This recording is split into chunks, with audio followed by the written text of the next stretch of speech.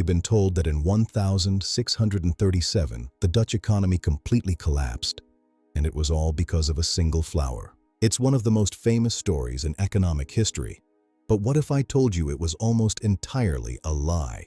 Textbooks claim that Tulip Mania was the first major economic crash where people traded their houses for a bulb. The legend says that life savings were vanished overnight, ruining the entire Dutch nation in a matter of weeks. Except, modern historians have dug into the actual archives, and it turns out the economy never actually collapsed.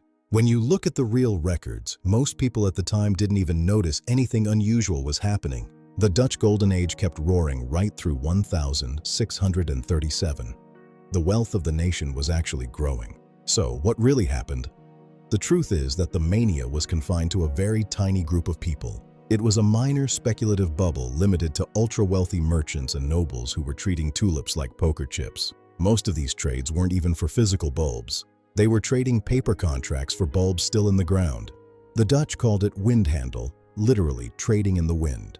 It was essentially high-stakes gambling. Because it was so localized, the crash didn't ripple out to the rest of the economy or the common people. It was a rich man's game, played in private taverns, far away from the actual markets of the working class. So if it wasn't a national disaster, why do we all think it was?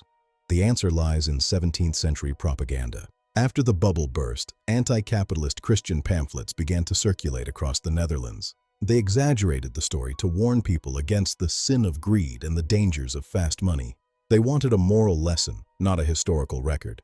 And that lesson was, greed leads to total ruin. Then, in 1841, a Scottish journalist named Charles Mackay found these old, overhyped pamphlets. He was writing a book on crowd psychology and used the tulip story as his prime example of mass madness. He copied the religious exaggerations verbatim, turning a minor trading blip into a legendary apocalypse.